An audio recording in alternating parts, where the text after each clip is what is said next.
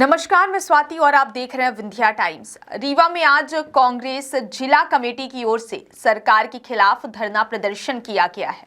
कांग्रेस का यह धरना प्रदर्शन किसान संगठनों की ओर से न्यूनतम समर्थन मूल्य के लिए कानूनी गारंटी के साथ ही किसानों की विभिन्न मांगों को पूरा करने के लिए किया गया है। इसके अलावा कांग्रेस ने भाजपा द्वारा विधानसभा चुनाव में जारी किए गए संकल्प पत्र में किसानों से किए गए वादे यानी कि 2700 रुपए प्रति क्विंटल गेहूं और 3100 रुपए प्रति क्विंटल धान खरीदी की घोषणाओं पर अमल नहीं करने का आरोप लगाया है। यह धरना प्रदर्शन कमिश्नर कार्यालय के सामने आयोजित किया गया है, जिसमें जिले भर के कांग्रेस कार्यकर्ता और पदाधिकारी मौजूद रहे।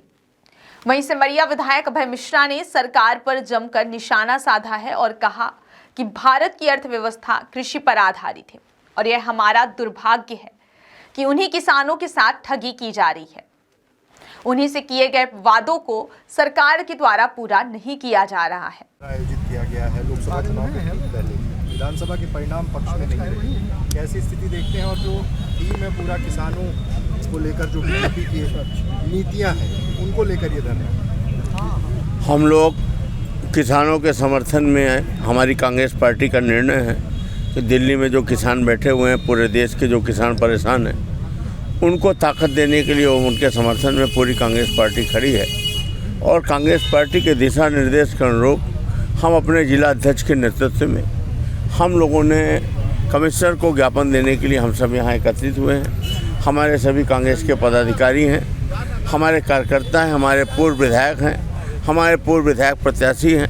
हम सब लोगों का मूल उद्देश्य किसानों को समर्थन देना, उन्हें ताकत देना है और संघर्ष को बनाए रखना है और कमिश्नर को इस संबंध में अपनी बात कहना है, ज्ञापन देना है। रही बात, हाँ आप कुछ समर्थन मूल्य को लेकर बीजेपी ने जो वादा किया था विधानसभा चुनाव के पहले, वो अभी इस बार लागू नहीं किया गया। आप मूल बिंदु में आइए। देखिए क्या है, हम पहले नक्शे को समझ लें। जहाँ तक मैं समझता हूँ कि पॉइंट कहाँ है, पॉइंट है कि गरीबी और अशिक्षा।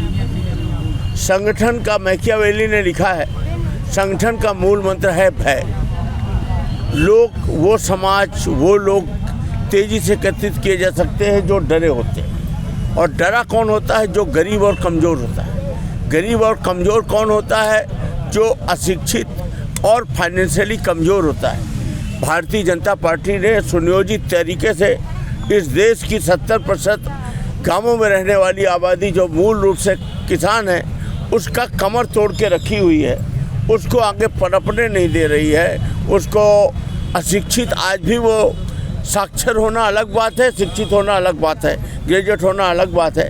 आज भी वो शिक्षित है ज़्यादातर मात्रा में और गरीब है। और उसी मजबूरी का ये लाभ उठा करके उसका त्वरित जब चुनाव आता है तो त्वरित रूप में ये छोटी छोटी योजनाएं लाकर उनको बहला फुसलाकर वोट ले लेते हैं। दिल्ली में क्यों नहीं जीत लेते? ये दिल्ली में गरीबी कम है, प्रॉपर लोकल में बिजनेस है, लोग साक्षर हैं, तो दिल्ली में क्यों नहीं ये जीत लेते?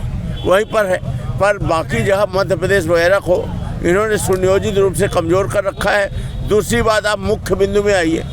आरएसएस का संगठन कहाँ काम करता है? बीड़ा में करेगा, बनकुइया में करेगा, शहर में तो करेगा ही। जो बिजनेस पॉइंट है, जहाँ जहाँ बाजारें लगती, गांवों में नहीं करता, किसानों के बीच में उनका नहीं होता।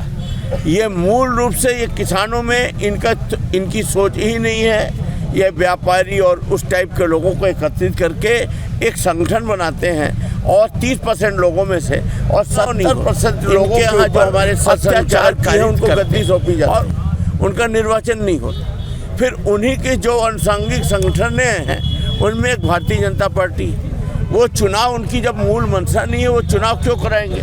पर बाबा साहब अम्बेडकर संविधान लिख गए, उनकी मजबूरी है, उन्हें इससे गुजरना पड़ रहा है, इसलिए औपचारिकता मात्र के लिए चुनाव कराते हैं। और जो हमने पहली बात कही है उसका उपयोग करके सत्ता हासिल कर लेते हैं। और जब तक किसान मजबूत नहीं होगा, देश की 70% आबादी जो गांवों में रहती है, जिस हमारे यहाँ एग्रीकल्चर एक कल्चर है, गांव में रहने वाला आदमी किसानी करेगा, पर वो आज भी कर्ज में डूबा है, वो किसी तरह बाल बच्चों को पढ़ा पाता है। बिटिया की शादी होगी तो डिसमिल 2 डिसमिल ज़मीन उसे बेचना ही पड़ेगा।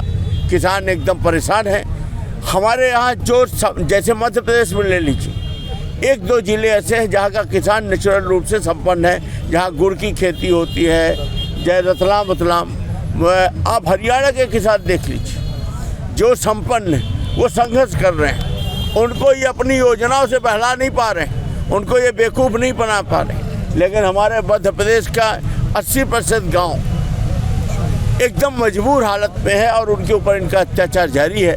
इनका एक दौर चल रहा है। मेरा ऐसा मानना है कि प्रकृति अपना काम करती है, हम सब संघर्ष करते रहेंगे, हम इनके सामने सरेंडर नहीं करेंगे। ज़रूर एक दिन ईश्वर निदान करेगा। जब अंग्रेज़ों का निदान हो गया तो ये तो देसी अंग्रेज हैं, इनका भी निदान हो जाएगा और इन्हें एक दिन गद्दी छोड़नी पड़ेगी और भारत के किसान अपने पैरों पर खड़े रहेंगे, बशर्ते कि हम सब किसानों की बात को लेकर आगे बढ़ते रहें और अपने कर्तव्य को निभाते रहें।